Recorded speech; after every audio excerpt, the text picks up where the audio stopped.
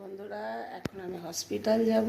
এখন বাজে কটা দেখি, একটু ভোর ভোর উঠেছি, প্রায় 6টা, ওই 5:30 পৌনে 6টার মধ্যে উঠেছি। উঠে ভাত, বেগুন ভাজা, আলু পোস্ত করছি, মাছের টক করে নিয়ে আমি হসপিটাল যাব, আমাদের ইএসআই হসপিটাল।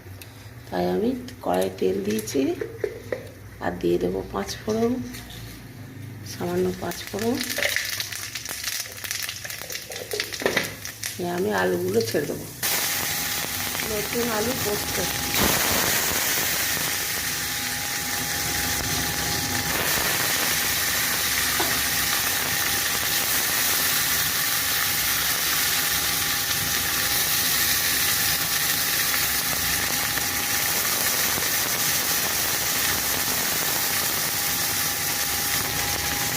পরিমাণ মতো লবণ দিলাম, 2টো কাঁচা লঙ্কা দিয়েছি, লঙ্কা আমি বেটে দিয়েছি। হালকা ভেজে নিচ্ছি। বন্ধুরা, খুব তাড়াহুড়োর মধ্যে না রান্না করে আমাকে 9টার মধ্যে হসপিটাল পৌঁছাতে হবে।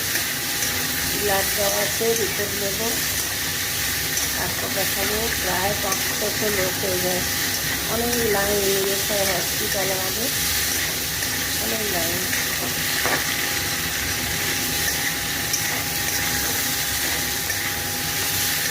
তারপর হসপিটাল থেকে কখন ফিরবো জানি না।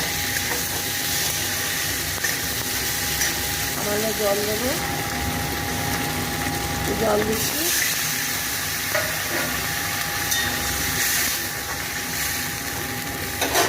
আমরা ঢাকা দিব, ঢাকা খুলে নিলাম।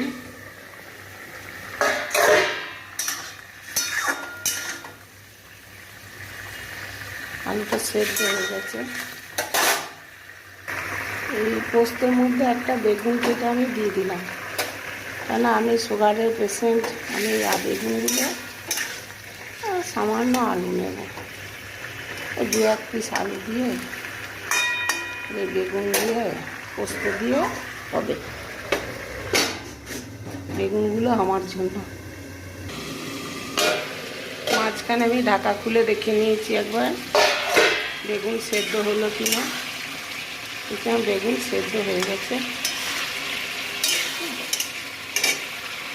বেগুন সেদ্ধ হয়ে গেছে।